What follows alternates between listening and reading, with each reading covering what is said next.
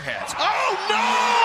Battles deep into the night has left the stadium entirely. You're listening to the Baumbastic Podcast with Andrew Ellis on Inside Arkansas. What's going on, everybody, and welcome back to the Baumbastic Podcast presented by Inside Arkansas and hosted by Andrew Ellis. Today is Thursday. It is October 9th, and we are one day away from some actual Arkansas Razorback baseball action against a real opponent. This game, of course, will not count. It is an exhibition series or little mini series here with Little Rock on Friday night and Dallas Baptist on Saturday. But Arkansas is playing some outside competition. It's a great way for the Arkansas Razorbacks to close fall ball, and so we're going to get you primed and ready for that action here on today's episode of the Baumbastic Podcast. If you've watched the show before and you watched throughout the season, you know that I like to do these very detailed looks at the matchup and who's going to be on the mound and whose team is better in the hitting, who's, what their numbers are, all of this, and really give you a good breakdown of what to expect when Arkansas is about to play a weekend series.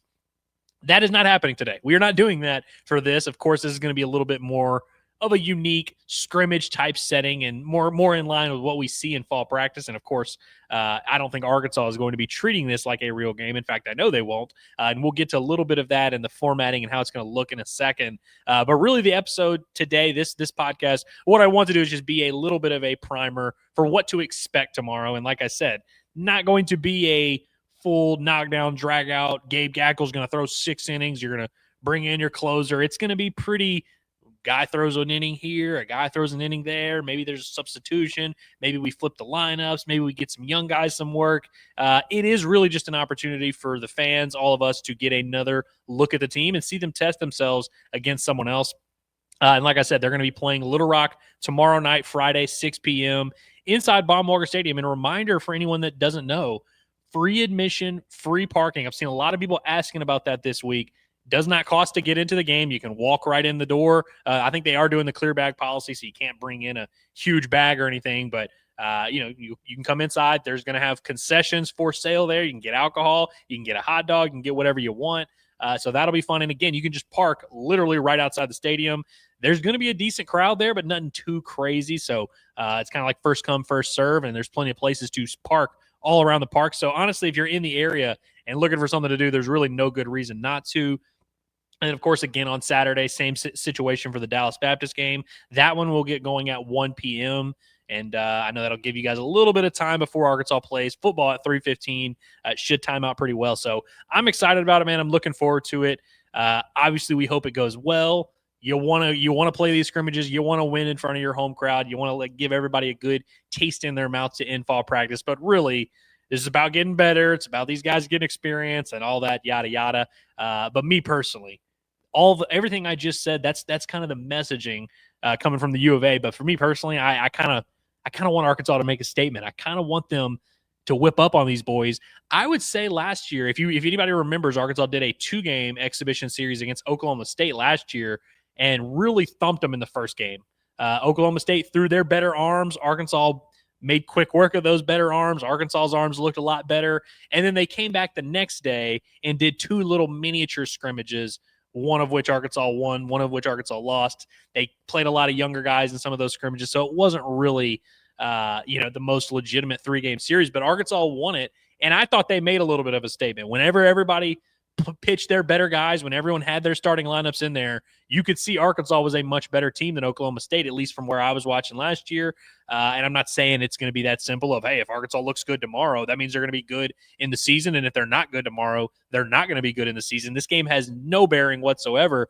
But me personally, just for my own selfish enjoyment of this thing, I would love to see Arkansas come out and lay the smack down. Little Rock, of course, a great program. They're coming off of an awesome year, made the NCAA tournament, gave LSU all they could ask for. I mean, LSU, that was the most competition LSU faced in the postseason, and that would include their 2 games against Arkansas, was their battles with Little Rock to start their own regional to begin the NCAA tournament. So a really good, impressive year from Chris Curry. I'm sure a lot of you saw that Little Rock's getting a little bit of an upgrade to their baseball facilities, getting an upgrade to their stadium.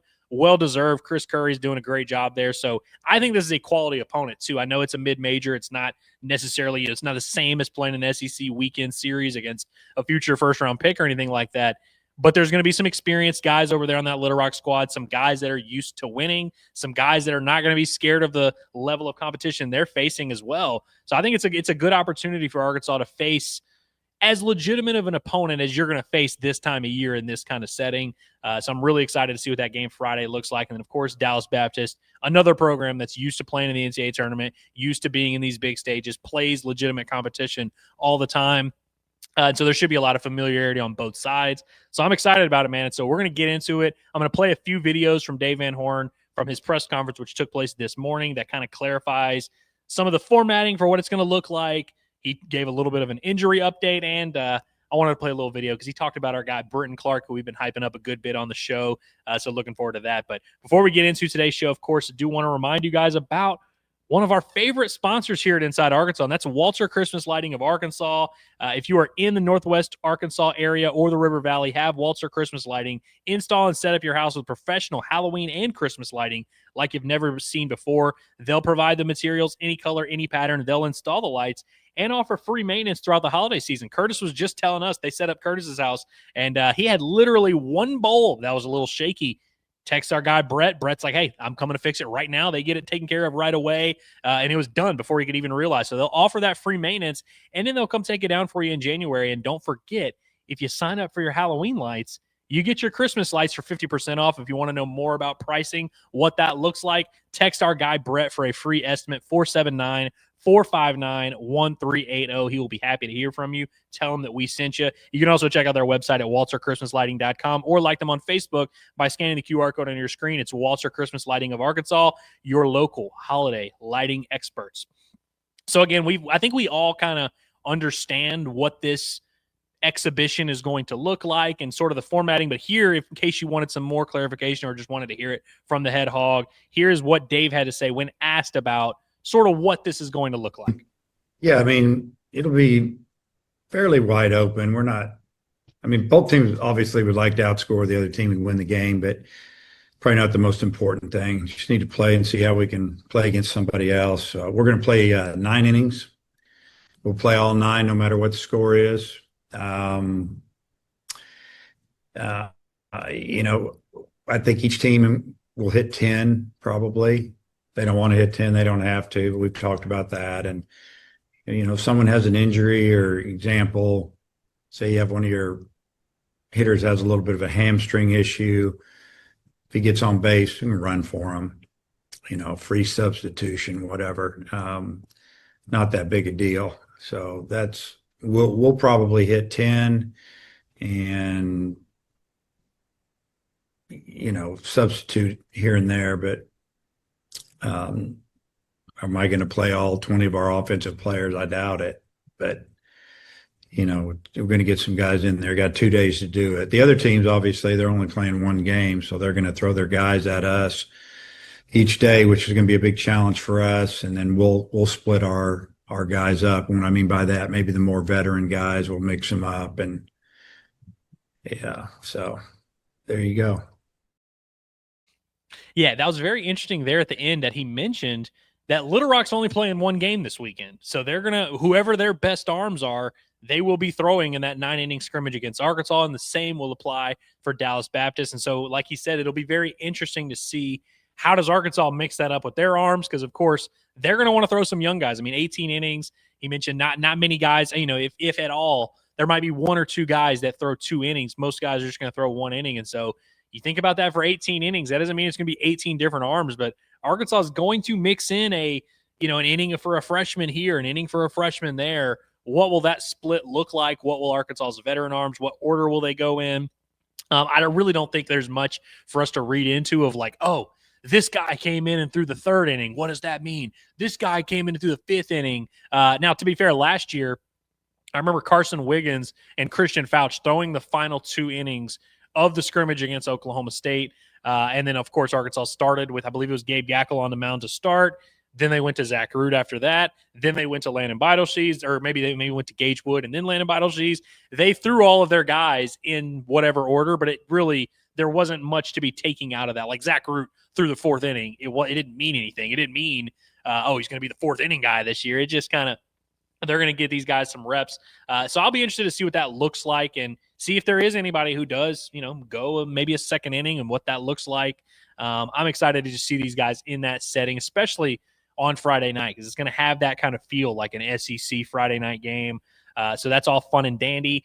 Interesting that it's 9-inning games. I honestly didn't expect that. I wouldn't have expected that, but I'm all for it. So 18 innings worth of baseball. It's going to be fun, and we'll see how Arkansas handles those challenges. In terms of the injury report and who all will be available, I know on the last podcast we did, which was on Tuesday with our guy Cameron, which if you missed that, check that one out. Cameron had a great bombastic debut. We talked a little bit about Carson Brumball's injury and how he was held out of Saturday's scrimmage action and what that meant. Was it something going on? Is it something we should be worried about?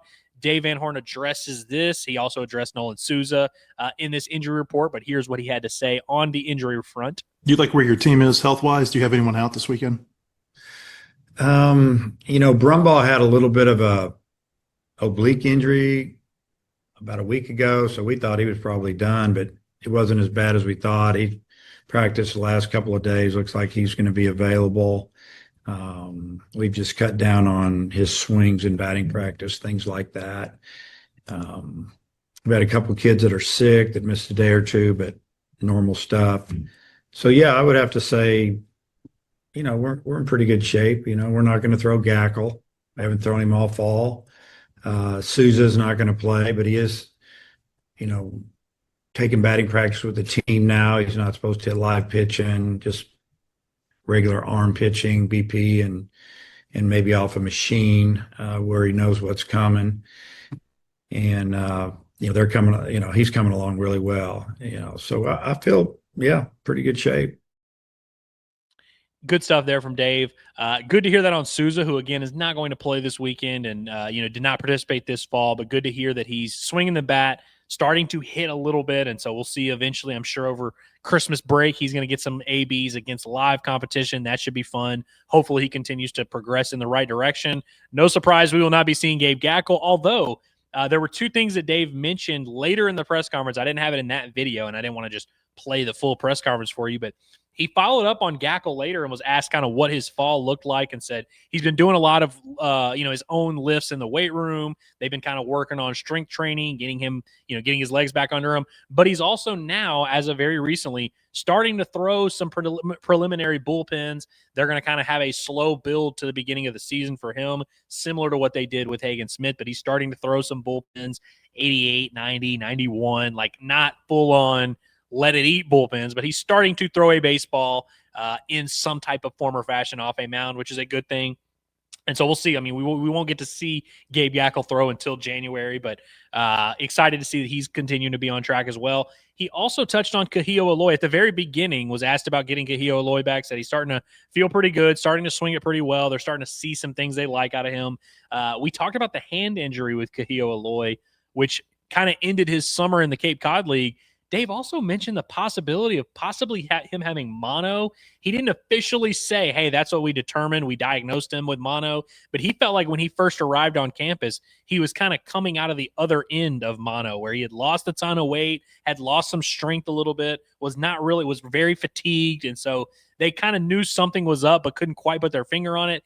Now, since that he's recovered and started to get that strength back, they feel like he had mono when he first got to campus, which is very interesting. I mean, good to hear that he's over it, but it sort of explains why we had such a long Kahio Aloy absence, because we were like, man, hand injury, obviously you don't want to mess around. I know you can break that hamate bone, and so it can be a lingering long-term thing, but really, is this hand soreness, is it really going to keep him out for all of fall practice? Makes a little bit more sense now knowing that there was some mono there. And so that's all good stuff. All positive updates. Seems like Arkansas is pretty healthy going into this final fall scrimmage here, and everyone else, I mean, even some of of course, he didn't talk about Carson Wiggins, who's got a long rehab in front of him. Cooper Dawson is a guy that we've talked about a lot. He's participated every week these scrimmages. The stuff has been okay. I mean, the command, he's walked a lot of guys, but health-wise, he appears to be in good shape. And so seems like things are trending in the right direction on all fronts for Arkansas on the injury front, which is a good thing. Few quick things I wanted to touch on before I let you guys get out of here. A few things that Dave did not necessarily speak about, but I feel like are huge, or in some of these he did speak about, but here are the things that I kind of feel are important storylines to watch as we go into the scrimmage. For one, Dave said that the starting pitchers On Friday night, he said it's going to be Cole Gibler who gets the nod, which, not the most stunning news. He's kind of the de facto, by default, Saturday starter. Seems like he's trending in that direction. He's had a pretty solid fall. We have not seen him stretched out a ton, so maybe we'll get to see him for 2 innings on Friday night, I believe. If my memory serves me correctly, I think Cole Gibler threw 2 innings last fall when they did this same kind of thing against Oklahoma State, and that's when he was really starting to make some waves. So would love to see Cole Gibler just 6 up, 6 down, looked apart. Treat it like it's a real start. Treat it like kind of get yourself ready for those mental reps that you're going to take being a starting pitcher, being out there on the mound when it's the top of the first inning at Baum Stadium. Get that visual in your head. Start getting that muscle memory of kind of understanding what it's like. Looking forward to seeing him. And then on Saturday, he said Colin Fisher would get the nod at 1 p.m. against Dallas Baptist. This one was a little bit more surprising to me. Now, of course, we've seen Colin Fisher start midweek games. Hell, his collegiate debut was a start in a weekend series, although it was on a Monday afternoon against James Madison. So we've seen Colin Fisher start a lot of games and started some games in the Cape this past year. Like, it's not stunning, the idea of Colin Fisher as a starter, but based on this fall, I did not think he was really a guy in that mix. Would have probably more expected to see someone like Tate McGuire get that nod, or maybe even someone like a Parker Coyle, an older guy. I know Colin Fisher is also an older guy. He's a junior, and that's one of the things Dave cited in terms of reasoning for going with him. And again, this is, whoever starts is only going to go maximum 2 innings. So it really doesn't matter. I just thought that was kind of interesting and wanted to note that. Another thing that I'm looking forward to this weekend, I want to see some of Arkansas's top power arms really look like it in this type of setting. I was talking to Nate Thompson a couple years ago, and it was after a fall scrimmage where they had done a fall classic where they threw Hagen Smith 1 inning. They threw Hunter Holland 1 inning. They threw Gage Wood 1 inning. They threw all their top guys 1 inning. And Nate was saying, man, it's kind of hard to hit in this setting, if you're being honest, because you get these super talented arms that are used to throwing 4, 5, 6 innings, and you reduce it down to 1 inning, and they're fresh and they're letting it eat a little bit. It can be a little bit jarring. That can be a little bit tough for the offenses. It's a little bit different when it's your own team and you're seeing these same guys. I mean, if you're facing Cole Gibler, you've seen Cole Gibler each of the last 3 weekends. If you're facing Hunter Dietz, you've seen him each of the last 3 weekends. So I think now that Arkansas is playing another opponent, and this is going to be Little Rock's first look at Hunter Dietz, it's going to be their first look at Ethan McIlvain, their first look at Jackson Kersher, or even someone like Cooper Dossett, who I would qualify as a power arm. I want to see Arkansas look like that against a team like this. I want to see them, I think it would be cool if, as much as we've been talking about the pitching staff and are they really going to have enough, and not that we can really solve that kind of crisis tomorrow, but I think we'd feel a lot better. I think we would all feel a lot better if Arkansas goes out there and it's 9-1 on Friday night against Little Rock, and you're just bringing in power arm after power arm, and then you're kind of thinking, man, were we maybe tripping for thinking this pitching staff wouldn't be pretty good? So I'm looking forward to seeing what some of those guys look like.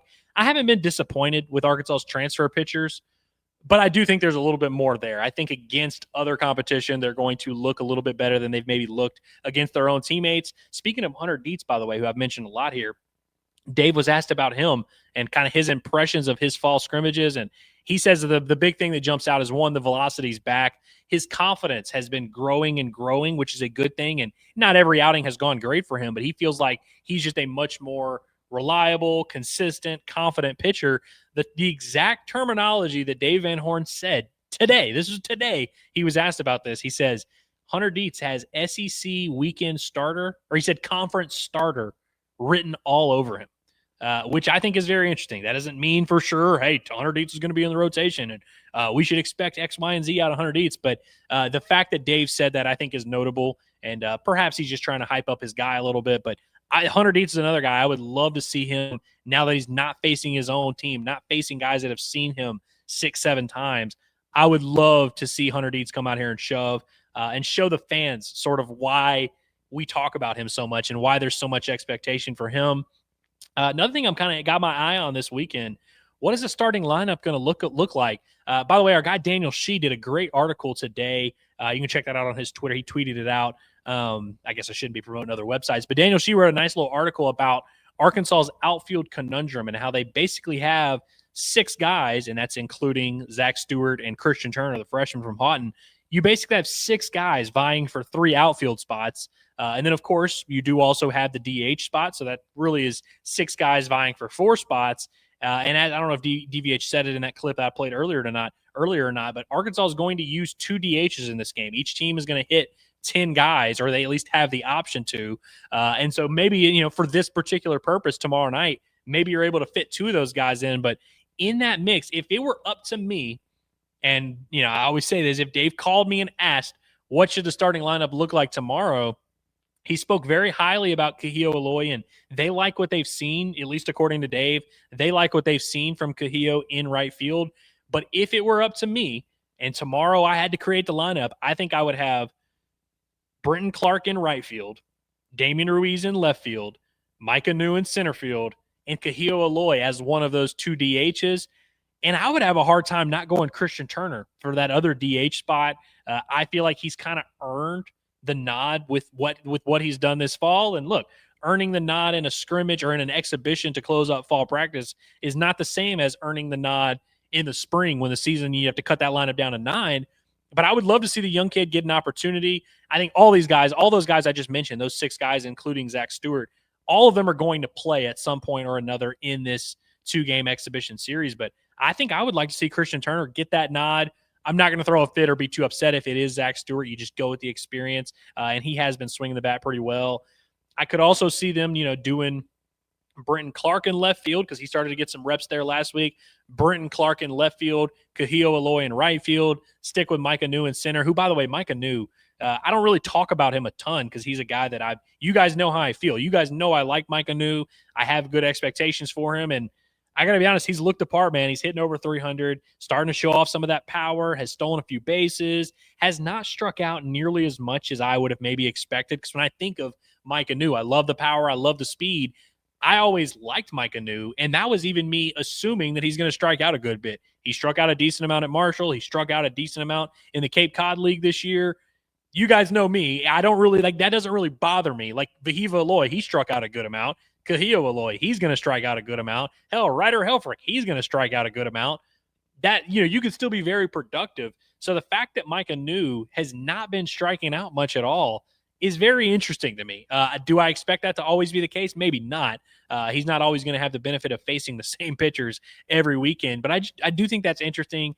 He has been kind of maybe the most consistent performer out of all the transfer hitters that have come in. TJ Pompey's had his good moments. Damian Ruiz was really hot there early. He's starting to get it going a little bit. Zach Stewart's been playing pretty well here lately. But I feel like, in my opinion, Micah New has been the most consistent performer out of that little crop of those guys that we expect to start. So again, what will they look like for this outfield tomorrow? What is going to be that lineup on paper? How do they go about mixing in that rotation over the course of these 2 games? Remains to be seen, but that's something I definitely have my eye on. I also have my eye on what do they do with Carson Brumbaugh? Is he going to be – Dave said he's going to be available, but does that mean he's available and healthy enough to start?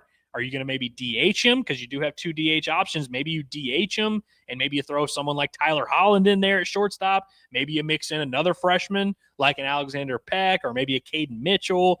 There are some options there for Arkansas. What does that starting lineup look like? Will we have TJ Pompey at third base? Will we have TJ Pompey at short? Will you mix match a little bit? Who knows? And it does seem like it's going to be very substitution heavy. So even if if you're really looking forward to seeing a guy and you don't see him in the starting lineup, don't worry. He'll probably get in there if he's healthy. So that's something to keep an eye on as well. And really the last thing before I let you guys get out of here, what do these freshmen do in this setting? One, it's anytime you're having success in the fall of your freshman year as a baseball player, like that's notable because most of these freshmen don't. Most of them have a huge adjustment period. Hell, sometimes you see guys transfer and have a huge adjustment period. Cam Kojal had an adjustment period. Like it's not uncommon. So I think it's always notable anytime these freshmen do literally anything. And that's why it's really notable when someone like Christian Turner is swinging the bat the way that he's been doing or the way that Brenton Clark did last year. We see it happen from time to time. And this is kind of the last little hoorah for some of these guys to make a strong case. That's not to say that they can't get better and that they can't do a lot of good work over the course of Thanksgiving, Christmas break, maybe change the way these coaches feel about them. But in terms of really moving yourself up in the pecking order, whether that's for the lineup or the pitching staff, this is kind of your last big chance to do it. I imagine at the very least, you're going to see some freshman arms get out there on the mound. What will they look like? But also I've got my eye on Christian Turner. I've got my eye on Alexander Peck. I've got my eye on Cade Mitchell. Those are three guys. Carter Rutenbar, by the way, is another guy who's in that kind of mix to be the backup catcher, had some good moments as a left-handed hitting catcher. What will either of those four guys look like? Will they make a last-ditch effort? We haven't seen much out of Landon Schaefer this fall. Will he kind of remind us why he was billed so highly? Would love to see any of these freshmen kind of make a big last first impression, similar to the way Reese Robinette did going into the 2023 season. And that 2023 season, if you remember, had Reese Robinette, Jason Jones, and Mason Neville, who Mason Neville wound up being a first-round pick. It was towards the end of fall that Reese Robinette started to really solidify himself, and he wound up playing as much, if not more, in the regular season than all of those guys. And those were two guys that were billed very highly. Reese Robinette started to kind of make his ascension this time of year. It seems like Christian Turner is starting to do that now. Will we see that from someone else? I listed off some of those freshman position players, but I've also got my eye on the three freshman pitchers who have been throwing pretty consistently. Jordan Martin, who Cameron spoke very highly about the other day. Joey Lorenzini, huge fan of his work, although the fall has not gone super well for Joey. I still think he's got a chance. I still think he's going to wind up being a pretty good arm for Arkansas when it's all said and done. And I would also say Mark Brissy, who I've been really impressed with.